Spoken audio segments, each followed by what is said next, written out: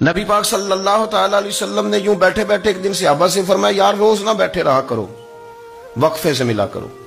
کچھ لوگ زیادہ ساتھ رہنے لگتے ہیں تو ادب نہیں نہ رہتا، ان کو احساس نہیں ہوتا کہ میں کیا کر رہا ہوں۔ تو نبی کریم صلی اللہ تعالی علیہ وسلم نے صحابہ کے مجمع پہ نظر ڈال کے فرمایا، حضور فرمانے لگے روز نہ ملا کرو، وقفے سے ملنے سے محبت بڑھتی ہے۔ حضرت صدیق اکبر بھی مجمع میں بیٹھے تھے، وہ بھی 3 نمازوں میں نہ آئے تو پیچھے ہی نماز پڑھ کے چلے گئے۔ ایک روایت ہے عصر مغرب عشاء، اور دوسری جگہ لکھا کہ نہیں ظہر عصر مغرب تھی، پیچھے نماز پڑھی چلے گئے، پھر عصر پڑھی چلے گئے، پھر مغرب پڑھی، اور حضور نے زور کے بعد حضرت انس بن مالک سے پوچھا ابو بکر نہیں آئے؟ پھر عصر کے بعد پوچھا ابو بکر نہیں آئے؟ پھر مغرب کے بعد پوچھا ابو بکر نہیں آئے؟ تو حضرت انس بن مالک کہتے ہیں میں بھی حیران تھا کہ وہ نماز تو پڑھ کے گئے ہیں، اور حضور کا طریقہ تھا کہ سلام پھیر کے پیچھے دیکھتے تھے، تو حضور نے دیکھ لیا، پھر بھی 3 دفعہ پوچھا کہ وہ آئے نہیں؟ سمجھے میری بات کو؟ حضور فرما رہے ہیں نماز پڑھنے تو ساری دنیا ہی آتی ہے، وہ تو اسپیشل آیا کرتا تھا، وہ آیا نہیں؟ آئے نہیں جناب صدیق اکبر؟ تو حضرت انس کہتے ہیں میں نے جا کے دروازے پہ دستک کی، حضرت انس قریب رہتے تھے نا حضور کے، تو نبی پاک کے لاڈلے تھے، تو پھر لوگ بھی ان کا لاڈ دیکھتے تھے کہ یہ حضور کا قریبی ہے۔ وہ کہتے ہیں میں نے دروازے پہ دستک دی تو حضرت ابو بکر صدیق فرمانے لگے کیسے آئے ہو؟ میں نے کہا یار آپ چنگے سیانے بندے، حضور نے 3 دفعہ پوچھا ہے، 3 دفعہ پوچھا ہے۔ تو حضرت سیدنا ابو بکر صدیق دوڑے آئے، حضور حکم ہو؟ تو نبی کریم نے فرمایا یار سارا دن تو نظر ہی نہیں آیا، تو کدھر تھا تو؟ سارا دن ملا ہی نہیں۔ اللہ کرے آپ کے اس جملے کے حسن کی سمجھ آئے۔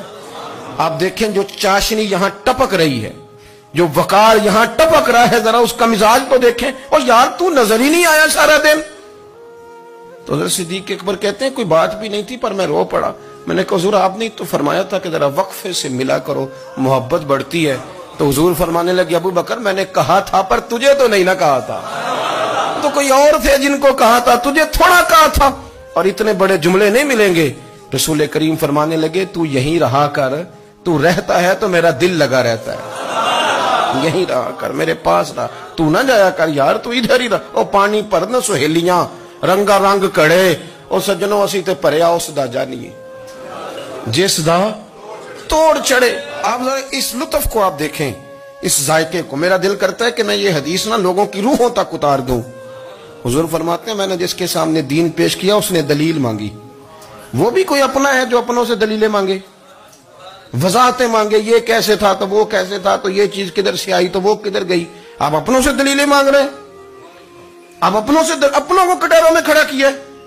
حضور یہ نہیں فرماتے کہ دلیل تھی کوئی نہیں، فرمایا جس نے مانگی میں نے دی دلیل، اور لوگ دلیل دیکھ کے مسلمان ہوئے۔ حضور فرماتے ہیں لوگوں سنو یہ میرا ابو بکر ہے، میں نے اسے کہا کلمہ پڑھ لے، اس نے دلیل ہی کوئی نہیں مانگی، فوراً ہی کلمہ پڑھ کے مسلمان۔ یہ احساس ہے۔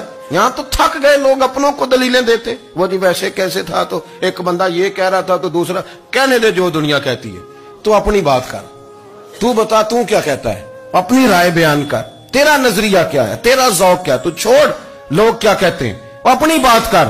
اگر ابو بکر صدیق لوگوں کے کہنوں پہ چلتے تو مکہ تو سارا کچھ اور کہہ رہا تھا، اس وقت تو کچھ تھا ہی نہیں جو کہتا کہ نہیں تو ٹھیک چل رہا، دنیا ساری کچھ اور کہہ رہی تھی، لیکن صدیق اکبر کہہ رہے تھے نہیں نہیں، سچ وہ ہے جو مدینے والے رسول فرماتے ہیں، سچ وہ ہے جو میرے آقا نے فرمایا ہے۔